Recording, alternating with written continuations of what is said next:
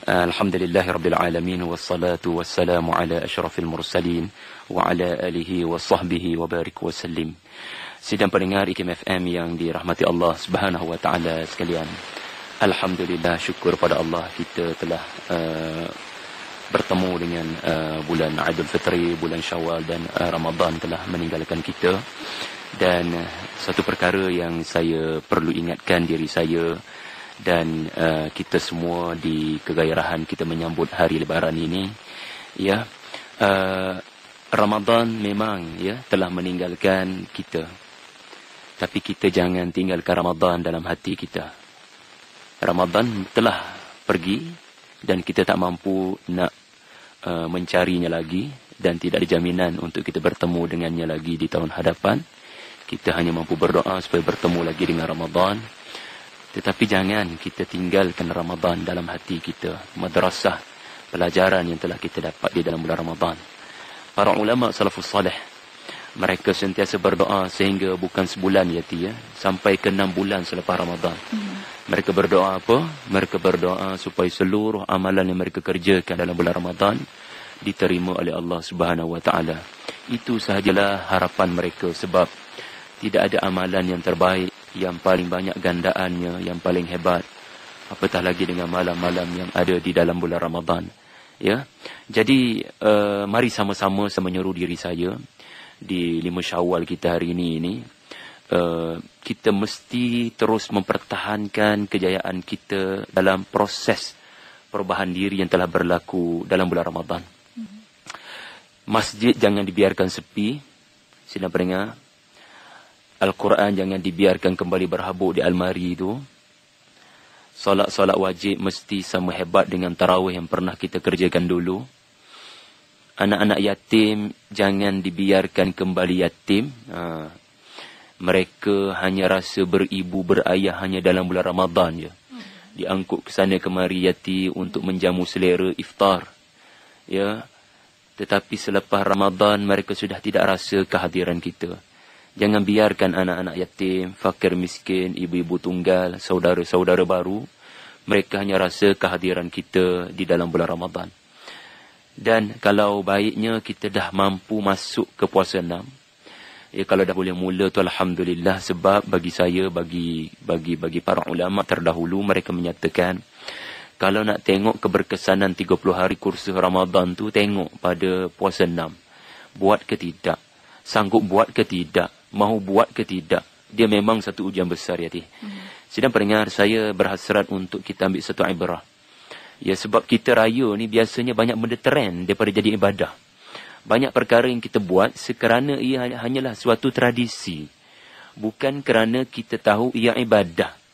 Ibadah ni walaupun ia nampak macam trend, tapi kalau nak jadikan benda itu ibadah, mudah je.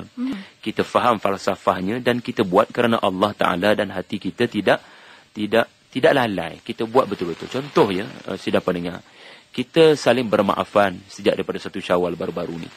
Tapi bila kita lafazkan maaf zahir dan batin, kita sebut tu daripada hati ke atau sekadar di bibir? Kalau setakat di bibir, dia adat, dia trend, kita tak dapat pahala dan Allah tidak mengampunkan dosa. Tapi kita bila menyebut maaf zahir dan batin dengan hati dan bibir, dengan bibir dan hati, yang benar-benar mahu mohon kemaafan di atas segala kesilapan silam antara kita dengan hamba Allah yang lain. InsyaAllah Allah dah janji dalam satu hadis sahih, bila bertemu antara seorang hamba dengan hambanya, hamba Allah, Allah tidak akan, kecuali Allah ampunkan dosa sebelum mereka berpisah. Sangat penting hati yang tidak lalai dalam semua perkara-perkara trend ni. Baru dia akan jadi ibadah insyaAllah. Sebab apa? Sebab saya ingin membawa kita kepada peristiwa yang berlaku di dalam bulan Syawal, yang berlaku hampir 900 tahun dahulu yati. Lama dah. Suatu perkara yang telah dirakamkan oleh Al-Imam Ibn Kathir dalam Al-Bidayah wan Nihayah. Ini suatu peringatan penting supaya Aidul Fitri tidak dilihat sekadar trend, segala perkara yang dibuat hanya sekadar trend, kerana orang dulu pernah menganggap ia sebagai suatu trend, bukan sunnat muakkad, bukan perkara sunnah. Maka ada kalangan mereka, bahkan ramai ada kalangan mereka yang kerana trend, ada yang tak buat. Ini dirakamkan oleh Al-Imam Ibn Kathir. Peristiwa ini berlaku dalam bulan Syawal. 1 Syawal 657 Hijrah. Bersamaan dengan Oktober 1157 Masihi. Peristiwa ini berlaku di mana, tuan-tuan? Ia berlaku di Baghdad. Pusat kerajaan Abbasiyah. Kerajaan Islam Abbasiyah yang pada saat ini dahulu begitu gemilang, Yati. Kota peradaban, kota ilmu, kota hikmah. Tapi pada tahun ini ia begitu lemah. Sehingga lemahnya hilangnya jati diri umat Islam. Sehingga direkodkan oleh Imam Ibn Kathir, umat Islam di Baghdad, mereka datang 1 Syawal. Mereka sungguh rasa seronok dengan kedatangan hari raya itu. Seperti kita lah, saya rasa. Sangat seronok. Tetapi mereka sampai ke tahap keseronokan itu, mereka lupa untuk menunaikan salat sunan Aidul Fitri. Mereka terlupa. Mungkin mereka anggap itu hanya suatu trend. Bukan salat yang sunat muakkad. Nak buat pun tak apa, tak nak buat pun tak apa. Tak ada ulama' pula yang tegur, tak ada amar ma'ruf nahi munkar. Maka mereka bila teringat, mereka qadha lepas maghrib, Yati. Qadha lepas maghrib. Kerana mungkin dah timbul rasa bersalah. Kerana kalut sama ada tertidur ataupun sibuk ke sana kemari dan tak tahu apa yang paling besar yang dilakukan oleh Nabi SAW bila 1 Syawal. Semoga Allah melindungi saya dan kita semua daripada penyakit ini berulang. Ya, kita 30 hari dididik oleh Tuhan. Ya, tetapi datang 1 Syawal, kita kembali didekati oleh makhluk yang pernah ditambat oleh Allah Subhanahu Wa Taala. Saya nak timbulkan satu persoalan untuk muhasabah kita bersama. Ya, jangan rasa sedih lah pula hari-hari raya ni muhasabah, ya. Tak ada masalah. Sebab di kegembiraan ini mesti kita sentiasa beringat. Macam di jalan raya lah. Seronok-seronok pun nak ke sana kemari, papan tanda tu kena hati-hati, kena berhati-hati supaya tidak berlaku kemalangan. Kita menyambut Syawal dengan kegembiraan. Ya, di 1 Syawal kita bertakbir raya, sungguh gembira di hati kita dan anak-anak nampak sangat gembiranya. Tanya soalan, ya, kenapa kita gembira, ya? Kenapa datang rasa gembira itu? Rasa itu datang daripada mana? Kegembiraan 1 Syawal ini sehingga Nabi SAW mengharamkan puasa. Supaya bergembiralah kamu di hari perayaan ini. Manusia kalau gembira, tapi tak tahu kenapa dia gembira, itu kita kata apa, Yati? Dia gembira tapi bila ditanya kenapa kau gembira, aku tak tahu, gembira-gembira lah aku. Ikut je. Ikut je. Ini maaf saya kata lah, gila lah kot. Macam tak waras. Sedih je, Ustaz. Kita kena faham. Kita gembira. Nabi suruh bergembira. Kerana apa? Tuan-tuan yang dirahmati Allah Subhanahu Wa Taala, kita menyambut Hari Merdeka setiap tahun. Pada 31 Ogos. Kita menyambut dengan kegembiraan. Kerana kita tahu sebabnya. Kita gembira mengukir senyuman kerana mengingatkan negara kita aman, sejahtera. Kerana kita sudah tidak ada penjajah asing. Kita tidak lagi menjadi negara yang hamba abdi kepada empire lain. Kita tidak lagi mengikut telunjuk orang lain. Maknanya kita gembira ada sebab yang jelas. Sebab kerana tanah air kita telah kembali kepada tangan kita semula. Ramadan. Bulan Ramadan. Dia telah meninggalkan kita. Sebenarnya Ramadan meninggalkan kita. Ramadan datang untuk juga memberikan hari merdeka pada kita. Ya, untuk utaka, untuk memerdekakan kita. Dan kita gembira. Gembira sebab apa? Sepatutnya kita gembira kerana kita telah rasa di hati kita, kita punya satu kekuatan untuk melawan, bahkan menjadi tuan punya negara. Kita tidak lagi berdepan dengan penjajah asing. Apakah penjajah asing yang lebih hebat daripada British? Apakah penjajah asing yang lebih hebat daripada Jepun, daripada komunis? Tuan-tuan, ada penjajah yang jauh lebih dahsyat dan telah dideklarasikan di dalam Al-Quran sebagai musuh yang paling nyata. 2 penjajah. Pertama, syaitan. Ini musuh yang paling besar. zaman berzaman menjadi musuh pada manusia. Dan yang kedua, nafsu. Ramadan datang, 30 hari baru-baru ini, Allah telah menambat para penjajah ni. Syaitan, penjajah pertama. Allah telah rantaikan, menghambatnya daripada mendekati manusia. Dan kita pula berlapar berdahaga kerana syaitan bergerak mengikut urat saraf. Cara untuk menyempitkan urat saraf daripada terlalu aktifnya syaitan menguasai kita nanti dengan berlapar berdahaga. Artinya, Allah tinggalkan kita dengan suatu proses latihan bagaimana untuk membina diri yang kuat berdepan dengan penjajah asing yang bernama syaitan. Tapi tiba-tiba, kadang-kadang ada kalangan kita, datang bulan Syawal, remote control tu tidak betul-betul di tangan dia. Remote control masih lagi diberi kepada penjajah asing yang bernama syaitan. Na'udzubillah. Di mana sebab untuk kita bergembira? Kalau kegembiraan kita itu hanya kerana kita menyerahkan remote control kepada syaitan. Ya, di dalam Al-Quran surah Al-Hasyr, Allah merakamkan bagaimana syaitan menyatakan kepada hamba Allah, kufurlah kamu. Maka si hamba berkata, aku kufur. Syaitan berkata pula, sesungguhnya kamu telah tewas dengan perkataanku. Aku sendiri takut kepada Tuhan semesta alam. Punyalah bijak syaitan menipu. Dan punyalah lemah manusia untuk berdepan dengan seni tipu daya syaitan. Yang kedua, tuan-tuan. Penjajah kedua adalah penjajah yang berada dalam diri kita sendiri. Nafsu. Berapa ramai manusia hidup di negara merdeka. Tetapi dia tidak sedar dia menjadi hamba. Ya, di negara dia sendiri. Dia tak ada kuasa buat pilihan. Dia menyembah nafsunya. Ya, kata Al-Quran, ada kalangan manusia yang menjadikan nafsunya sebagai Tuhannya. Sebab itu Ramadan, saya dapat dengar, Ramadan datang untuk membina satu kekuatan di mana kita mampu menyatakan tidak, Yati, pada perkara yang kita boleh untuk memilih boleh.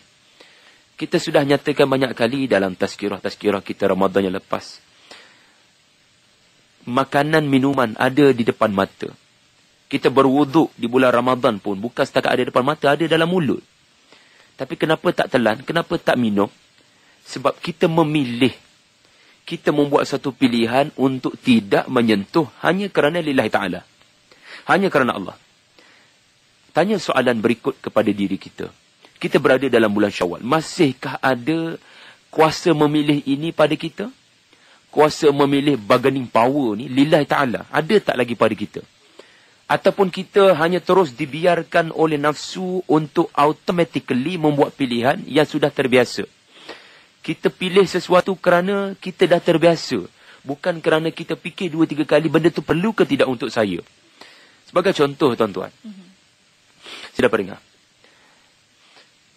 Dalam bulan Ramadan kita dididik ya, waktu siang tak boleh nak mendekati isteri ataupun suami. We learn how to say no. Kerana Allah Subhanahu Wa Taala kata jangan buat macam tu. Bila keluar daripada bulan Ramadan ya, Yati, ini satu contoh lah ya, bila isteri terlalu geram sangat dengan karenah suami yang terlalu pendiam. Ya, dan banyak perkara yang suami tak beri penjelasan. Kadang-kadang isteri ni ya, dia jadi marahlah kan. Abang ni nampak macam diam je memanjam bila saya tanya. Abang ni kalau dah benci sangat kat saya, lebih baik abang bila tu. Dot tulah marilah kita belajar untuk berpuasa. Berpuasa artinya sabar. Jangan habiskan ayat tu. Kalau habis ayat tu, kesan dia bukan sehari dua. Ya, dalam hati niat nak minta cerai. Tapi jangan terlepas di mulut. Ramadan mendidik kita, benda tu kita boleh nak cakap. Tapi jangan lepas. Pilihlah untuk berfikir panjang sikit.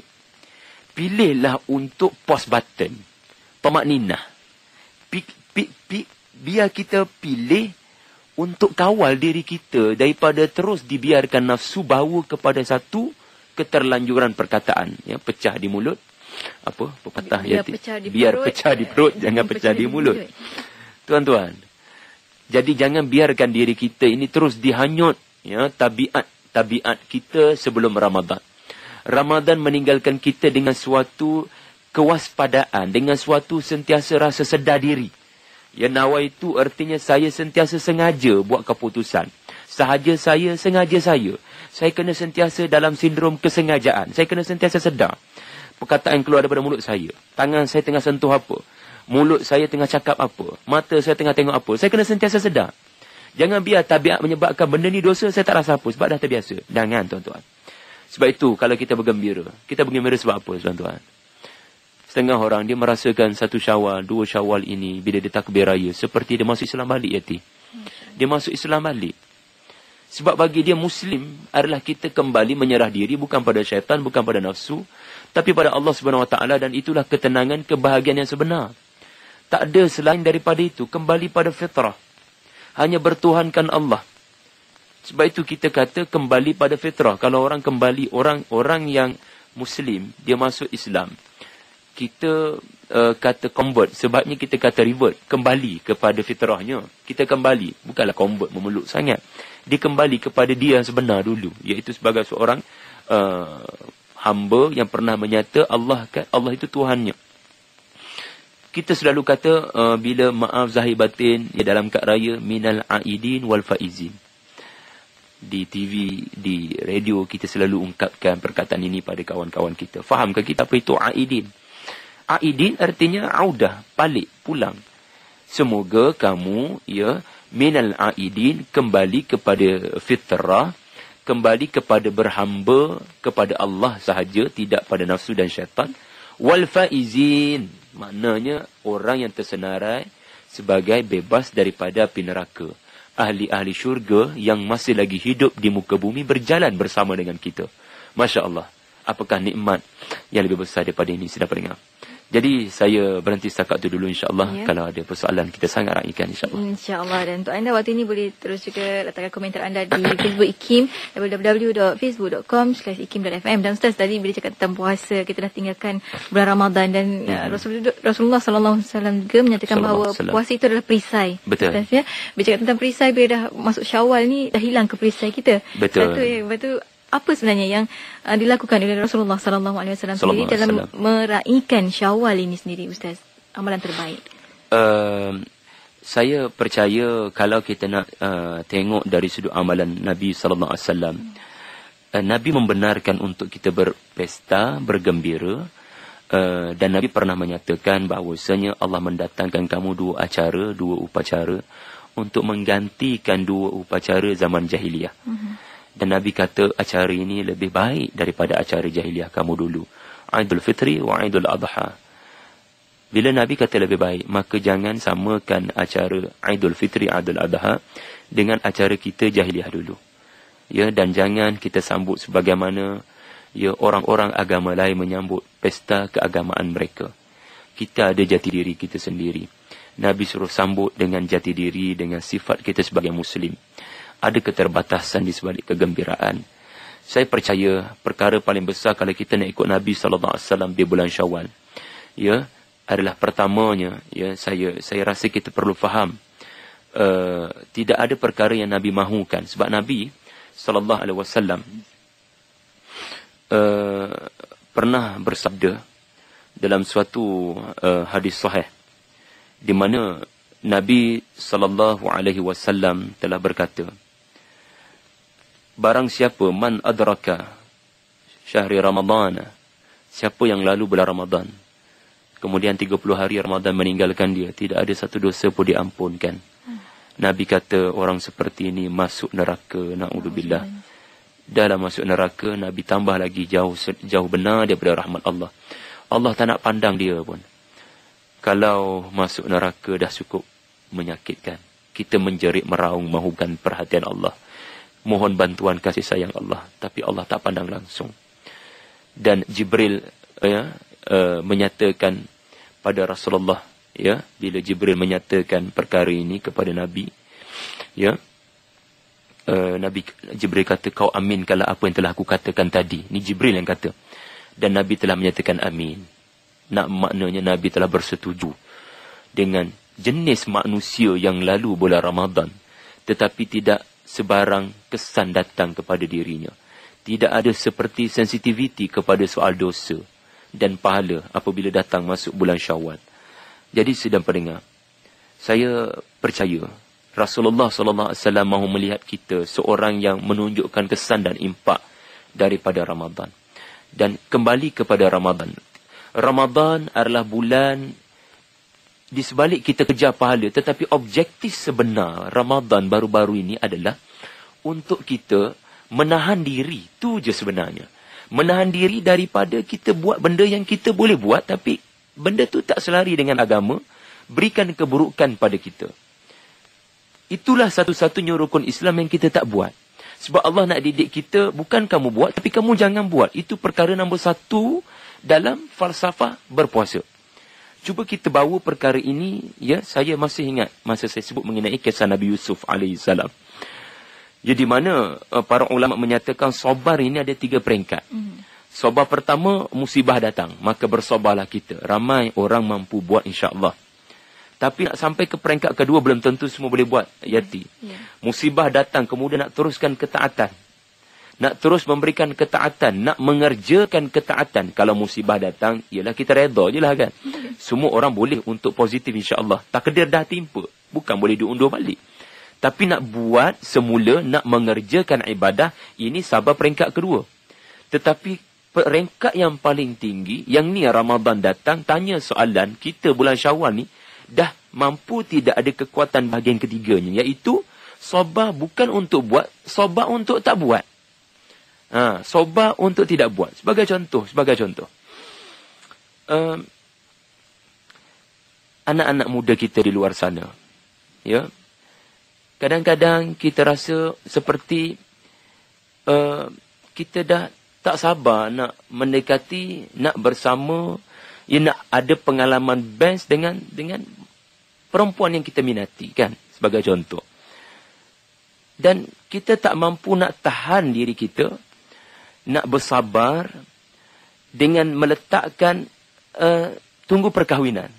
Barulah sebenar-benar kenikmatan, keseronokan, kebaikan itu terletak di situ.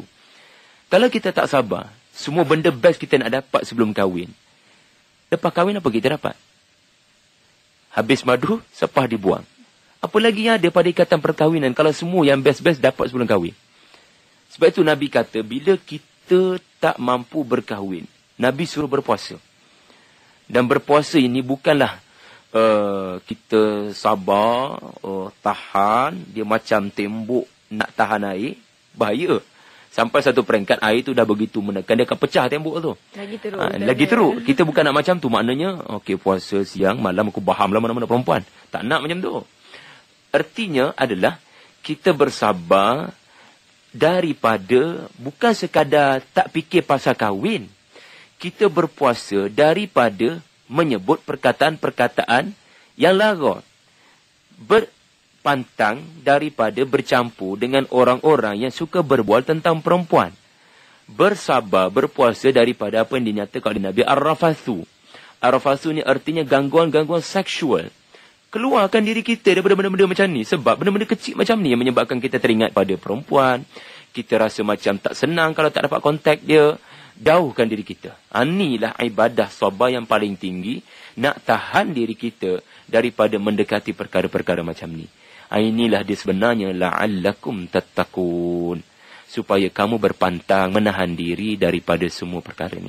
Itulah Yati yang Nabi harapkan daripada kita bulan Syawal, insya-Allah. Mudah-mudahan kita dapat lakukan dengan terbaik, ya Ustaz, ya, apa yang telah Ustaz pandukan tadi.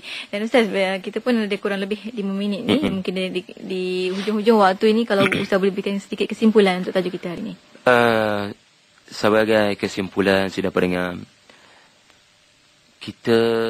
usia kita di alam barzah nanti sebenarnya jauh lebih lama daripada usia kita di ketika kita hidup sekarang.